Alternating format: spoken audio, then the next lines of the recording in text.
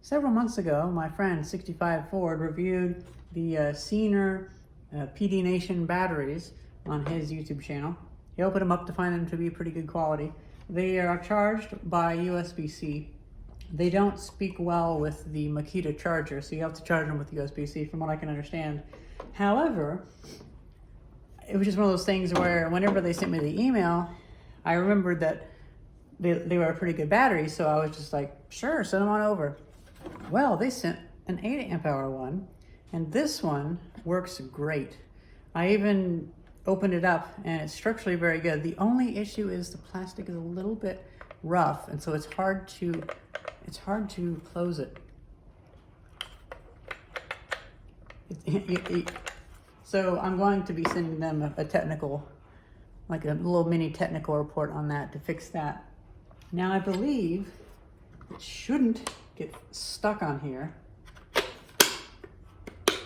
Okay, so it's easier to get off if it's actually on a tool, but just by itself it's a little bit difficult. Very well made battery, works great with the charger, and it has a light built in. So I started doing a discharge test on this because that's the only thing. I don't think 65 Ford did a discharge test. And this came up as 3.7 amp hours. This came up as 6.8 amp hours. That's, well, I didn't know how that was. So I decided I would get some actual Makita batteries and I would give them a discharge test. A 5 amp hour Makita battery gives 4.15 amp hours and 4.1 amp hours. And then a 2 amp hour Makita battery, that one gives 1.326 amp hours. So I feel like that's actually a pretty good number, because there was another brand that I reviewed, Vannon and Aborit, I can't remember, but the batteries weren't all that great. And one of the things to look for on these batteries is of course, open them up and see, do they have a BMS with a wire going to every single tap on the cells? Because if it's not, we've encountered a few of these that have fake BMSs, and that's very dangerous. And then another one too is, in the later segment about this battery, I open it up enough and I find that the LED mechanism and the push button voltage detection mechanism, both are properly wired up. Some of these only run off of 1 or 2 cells, and then it gets the battery out of balance and it kills it. Well, these ones are wired pretty well. Some of these other ones weren't wired nearly as well. This one is actually it came with this CC or Avarit.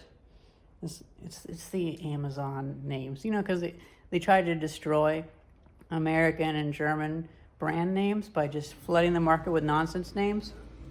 And these ones, I'd say these ones from CC and Avarit are medium. They're okay. They don't hold much power, but they are kind of reliable. The biggest issue is the chargers don't work with them. You have to charge them with a 5mm barrel jack.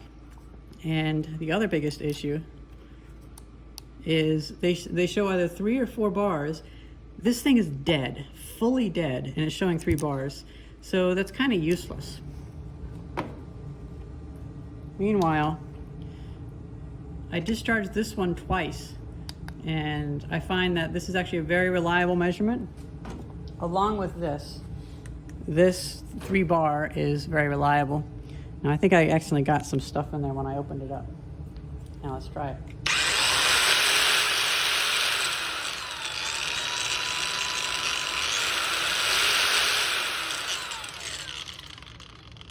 I'm planning to do a lot of use with this one, but I wouldn't put this one on a really heavy duty grinder like that.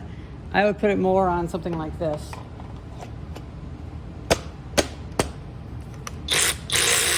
Okay, that works pretty well. However, I will not be using this with my Makita batteries. See, the whole idea is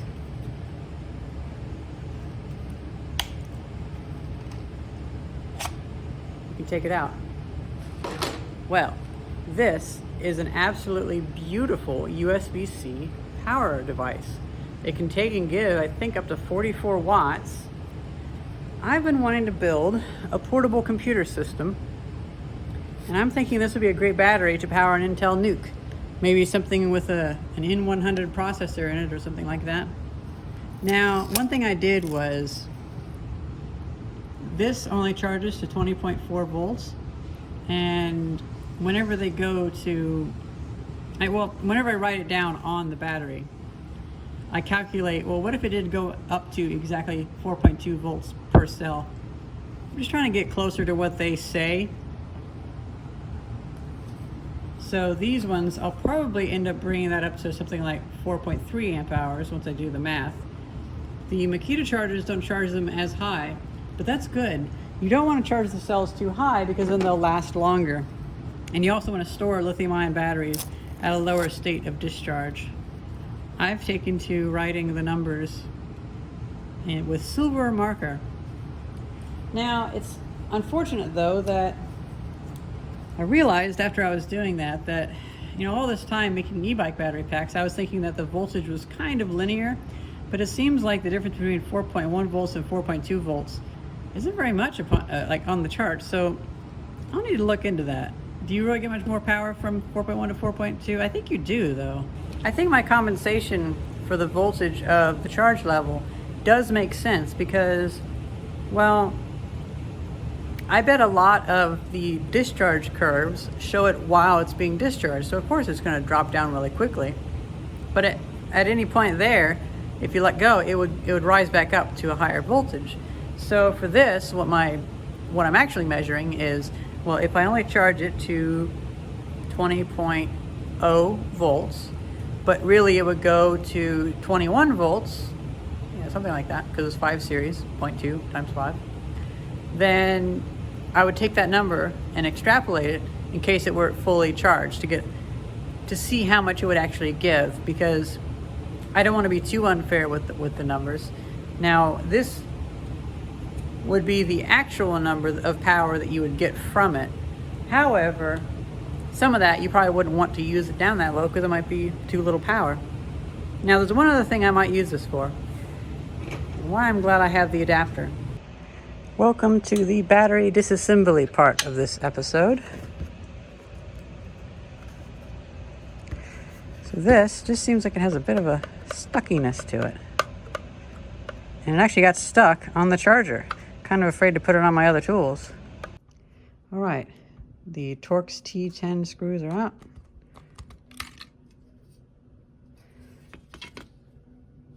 We have a good sign with the BMS. We have leads going to each one. And I find it really fascinating that we have an LED light system built into it. Well, this is a well-built battery. So oftentimes whenever you open up a battery, the thing to keep a lookout for is they'll have a fake BMS and they won't have wires going to each tap on the parallel packs. Now, you don't need to measure each individual cell. Each cell that's connected in parallel, well, they act like one bigger cell. So you just have 1, 2, 3, 4, 5, 6 places to measure. And it has wires going to all of them, so that's good. And then another issue is oftentimes they'll cheap out on the indicator light and they won't have it running through the entire battery. They'll have it just taking off of 1 or 2 cells. And so that little circuit, every time you check it, or if it's just wasting power, it puts these 4 cells out of phase with these ones, or phase or whatever. It discharges these more. And if the BMS can't keep up with it, or if the BMS doesn't even know, then it will have to charge up the battery and discharge these cells to match these. It's a big waste. But with this one, you can actually see there's a red wire that goes to the positive over here, and a black wire that goes to the negative over here. So this is actually taking off the entire 18 volts of the entire pack, which is great. So any power that this uses won't unbalance the cells. Now, here's something I've never seen in a tool battery, which is a light. These look like good cells. However, I have not kept up with the battery chemistries on lithium ion. So here is the information. You guys can look it up. Here's also the 2D barcode. Here's a good view of that. Maybe you can scan from your screen. It's probably just some random number that only really makes sense to the factory, but figured I would give it nonetheless. Now, let's see, why does this get stuck? I think I figured out the issue. So I can get it stuck like that. And also I notice on the inside here, there's a lot of wear marks where it's biting in. And if I put it back in, you can see how there's a lot of slop in the vertical space. You could probably take off an entire millimeter or even 2 and make those rails narrower. So the issue is, if you have something really spaced out and something has to go in between it and it has a lateral force, we can actually bind up. So if you have that closer, there's not enough leverage for it to bind up in that gap. And it tends to be guided better. I feel like that's honestly why. And then also, well, a lot of the other ones, they have the piece offset. Yeah, so see, I can even put it back together just like that.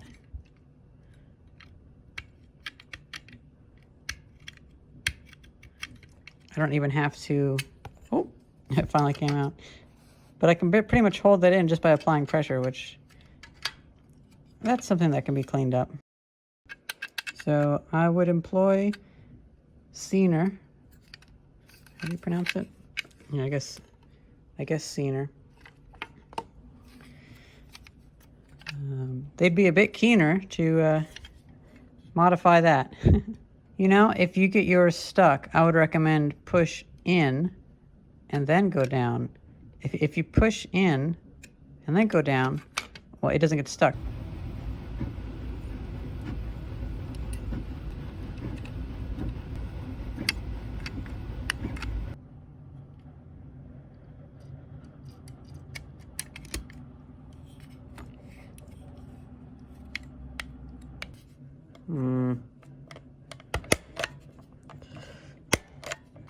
I do not know if a simple fix exists or not. Well, let's see if it actually gets stuck on the actual tool. I'm actually filming this clip way after the video because I forgot, but also I've been messing around with this battery for a few weeks, and I had hoped that it would get better as it wore, but it has not. And I talked to the manufacturer. They said they've actually been experiencing this issue as well, and they don't know how to fix it. So I'm noticing where it's even hard to get it to go onto the tool. You have to press it down. I might just remove this thing, to be honest, because somehow they messed up the casting. So we have to push in and down. And I feel like dust is getting in the way. The electrics work great though. Like, I've been able to just cut stuff for days with this, and it's been working great. I've actually gone through an entire disc, so that works out pretty well. Electrically, it's great. They just need to fix that little issue. However, I'm going to be honest. For me, I might just remove it or chop off the thing because it sticks on there fine. It's not going to fall off. That's my 2 cents. It seems like a good electrically it's good, but they're having issues with the casting. I guess they didn't have enough experience in that regard. So the other thing that I would use this for is the Makita jacket, my fan jacket. It actually works out pretty well. It has kept me from getting heat stroke in the summer. Now, of course, I'm talking about it now when it's way too cold for me to be wearing it outdoors. But summer will come around before we know it. And this will be useful again. Actually, it'll be a necessity for what I do, because it always seems like in summer, that is the time when an air conditioner blows up or something stupid like that. So let's see, does this work with this? I hate barrel plugs because they don't really go together with single-handedly very well. Okay.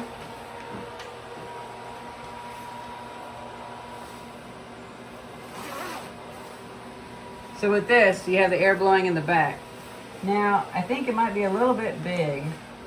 Yeah, it's a little bit big to fit into there. I could put it under my pants though. But I think it'd be better, instead of having the weight hanging off the edge, it would be better to make something that can hold this. And to be honest, if I'm already making something custom, what I should probably do is later on make something. Oh, right, it's on the back here. Something that goes from USB-C to this 12-volt adapter. Should be a lot easier and a lot smaller, and that way this can just slip into a little holder. Or actually, no, this could actually fit in the pocket really well. And this would hold a lot of power as well.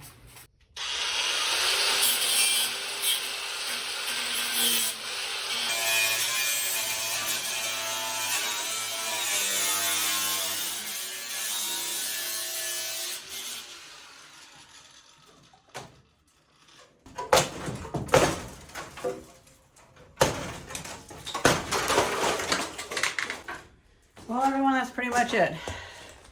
We had pretty good luck with this tool. Making sure I was still recording.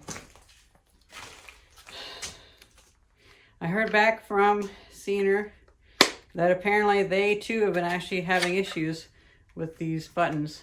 So they're planning to fix it. So that works out.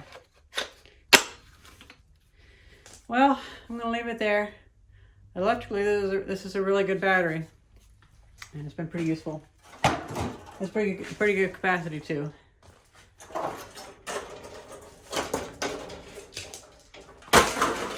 Hope you guys enjoyed this review, and thank you very much for watching. See ya.